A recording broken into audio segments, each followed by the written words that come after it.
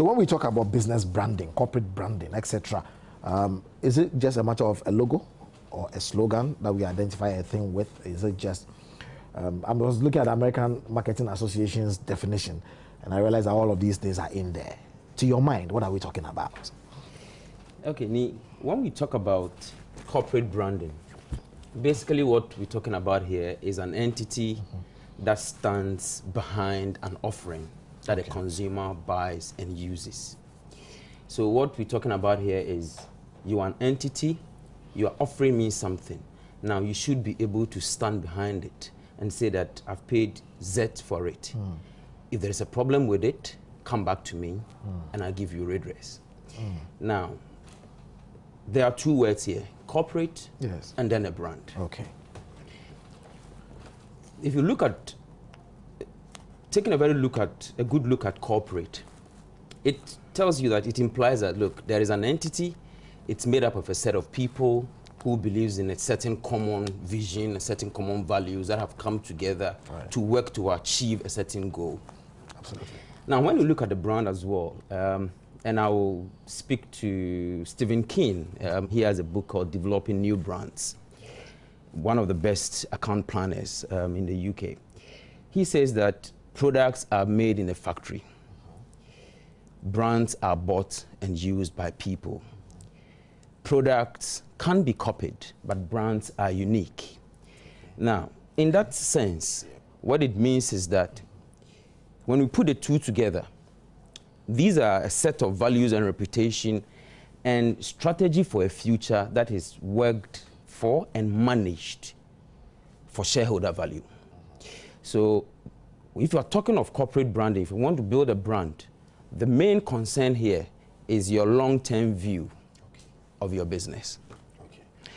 So really, long-term view, we have a business, as you say, a corporate entity or some form of business, whatever vehicle it is, putting out a brand, a way in which it wants to be associated, remembered, or characterized.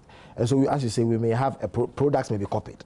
Yes. If we are into making beverages. True. Everybody else can do some form of it.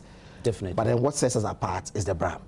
Pretty much. What goes into that? What makes you, what is a company supposed to have at the back of its mind in that long-term objective that you talk about as it tries to set itself apart from the competition? From our point of view, where we sit as brand consultants, and we work with a methodology that the Brand Union uses, and the Brand Union is in South Africa. Well, it's a worldwide brand consulting firm. Now, we look at it from three aspects. The strategy bit, the design bit, and then the engagement bit. Okay. Now, SDE. I like that. We've never thought of it that way. Okay. But yes, so you look at it from the strategy point of view, the design, and then the engagement. Now, what it means is that the very moment you decide to go into business, now whether it's a mom and pop shop around the corner, or a large multinational for that matter, whether you like it or not, you are creating a brand of a kind over the long term. So there is a need to be aware. Now, you made mention of slogan, logo, colors, that kind of thing. Now, that is the second bit of it, where the design comes in. Now, if you want to look at the strategy bit, basically it's an exercise in positioning. That is, how you position the brand in the minds of the consumer. So there's space in the mind of the consumer that you want to occupy. Now, there are a lot of tools with it as well. I mean, and there are about 7 or 8 components of it. So you first of all define the market within which you want to operate. Okay, so what kind of market do I want to be in? Is it local? Do I want to go global? Do I want to go sub-regional? Whatever it is. Who is your target market?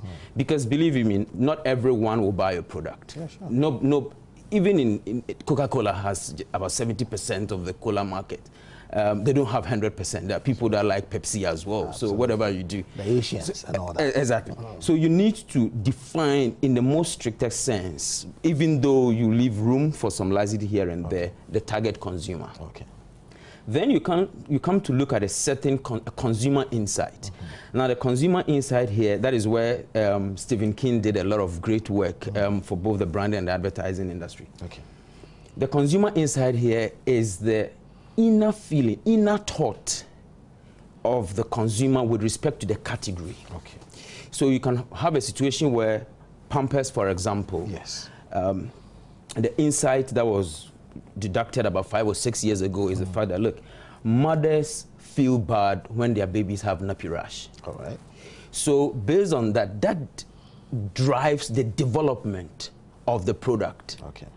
As it goes. So all the advancement, the innovation, the dynamism that comes with the product gets defined by that. Now, when you have your insight, you come and look at, we have certain things we believe in, said reason to buy, reason to believe. People call it different things. Okay. So that's another thing. Why should consumers buy you? So there should be a reason to buy, the reason to believe that you can deliver. All right. Then you come and you need to have a set of brand values or brand personality or characteristics, which is more akin to a human being. I mean, if the brand is a person, what kind of person will it be? And things like that. When you've had your brand personality, you need to come and do what we call the brand promise. What are you promising the consumer? And you are going to deliver it with your people, your systems, the customer relationship management and everything that goes into it. And then the top of it all is the brand essence, which is the high order benefit that the consumer delivers. I mean, so it's more emotional. But one thing we need to understand is that the brand is both rational and emotional. So if you look at the typical brand strategies document, you're going to have emotional benefits of the brand as well as the rational benefits of the brand. Now, the emotional benefits are so core. So it becomes there's what we call the point of difference and point of parity and point of distinction and things like that.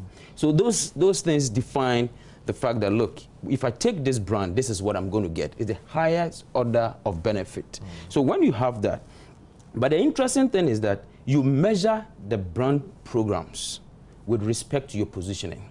So this axis that we've spoken about, people call it the brand key, the brand footprint, and things like that. That becomes your strategy document. Based on that, that is where then you use that to go and do your design bit. So your logo, the choice of colors that you use. So that if your target is the youth, you know that you are doing something colorful. Exactly. Something that catches their attention. Exactly. Something that is appealing to them. Right. Because most of the time that is what people see and they think like, oh, that's a brand. Even the language. If your target is people over 60 years old. Fantastic. The tone of voice. We call it the tone of voice. Absolutely. So it's more like the brand like a human being. How the brand speaks, pretty much. Do you shout? Are you modest? Are you that kind of thing? Now, when you've done your design bit, and it involves a lot. When you've done your design bit, then you come to your engagement. And this is the point where the brand comes to life. And at this point, you're looking at the consumers and then the employees. Because the employees are going to deliver the brand to the consumer. This is where I'll make a point where, and I always say that it's better for our chief executives, and they should be part of this program. That's why I said that it doesn't really matter whether it's a mom and pop shop or it's a large corporation. The chief executive should own the brand. He is the brand custodian. Now, at this point where you are articulating the brand, it is necessary to have two people, two key people, your chief marketing officer to your left or to your right, whichever way you choose, and then your HR manager. Now, and then you have your chief finance officer at your back. Basically, because now... But you don't have that in a mom and pop shop. At all. At all. I mean, basically, that kind of thing is in the individual. So, but, I mean, so you split yourself up and perform that role. But in a situation where, in an organization where you have this structure in place, it is necessary to have your CMO to your left or to your right and your HR manager as well. Because you want your consumers to come to love your brand, build a certain loyalty. Now, they can only get that if your employees deliver it. So to what extent are you using these two people to deliver the brand? And the reason why I'm saying your CFO should be at your back is because it involves money. And they're always going to look at the bottom line. So the guy is behind you and looking at what these two people are doing to help strengthen the brand over a period of time.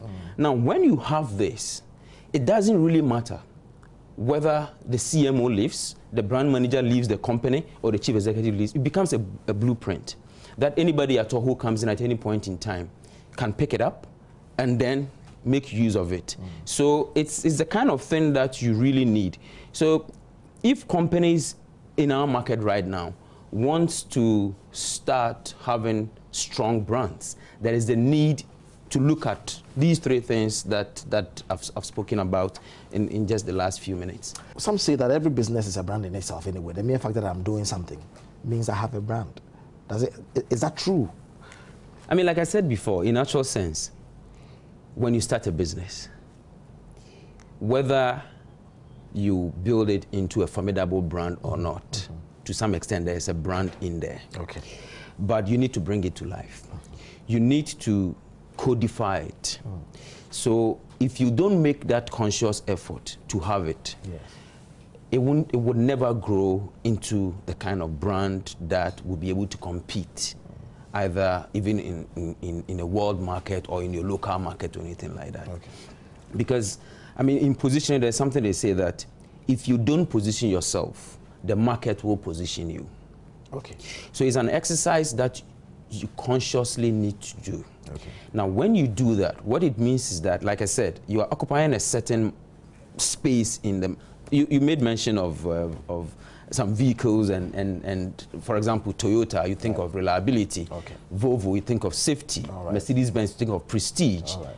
Obviously, I mean, if you are driving a Lexus, it's prestigious. Right. But Lexus would never, for anything in the world, want to go fight on that territory, to try to own that way, because they know that Toyota has it. So they'll also, Mercedes-Benz has it. Okay. So they'll also go find another one. So what it is that, yes, you started a business. You have a name, you have certain colors and whatever it is. You are serving customers and things like that. In one way or the other, you are. But it gets to a certain point where it becomes necessary that you need to put this structure in place. Interestingly, especially in Southeast Asia, where they are beginning to realize that, look, they should be able to fight hard onto the world market with brands. It is necessary now that you actually go and register a business with 3 documents: your brand manual, employee manual, and your company, the code of conduct and things like that. So this is where they have seen that, look, this thing is very important because it is helping the brands of America, helping the brands in Europe, and things like that. We can only move to a certain level if we embrace this business culture. So you have a brand, but you can't just let it stay like that. So how does one position him or herself? And I think that another critical terminology is niche branding, which we also talk about, because how do you carve a niche for yourself in the market, which is a big place? But before then, how then is this positioning done? A few friends come together, maybe they are accountants, they set up an accountancy firm, or they are professionals of one kind or other, they set up a firm, or someone just says, hey, I want to do some business, I want to sell stationery, I want to do whatever. Whatever it is that they do, there are people already delivering those products, as you've said. How then does one position the business so that your brand takes shape, makes sense to the consumer, and also gives you a fair portion of the market as you seek? For example, Nokia, first mobile phone. But today, Samsung and all the rest are performing marvelously. Even if, you know what's happening. I mean, the I-series, I call them, from whether pad or pod or whatever. I call them the I-series. They found a way to enter the market with certain new innovations and inventions. How does one do this? And I'm talking practically to our viewer now, especially the young people who set up businesses or intend to do so. How do they break the mold? You see, the exercise, and it's a very... Position is a very detailed exercise where it follows a certain process. Normally, it's an axis that you draw. And you draw that axis trying to find... The X and Y axis. Exactly. The Cartesian coordinates. Exactly. So what you try and do is that when you do it, you plot brands in the category already on that. And then, so it could be based on the issue of price and quality, for example. So you plot the existing brands on that axis and stuff. And then you see where they lean towards. You are likely to have a situation where maybe brand X. Yeah.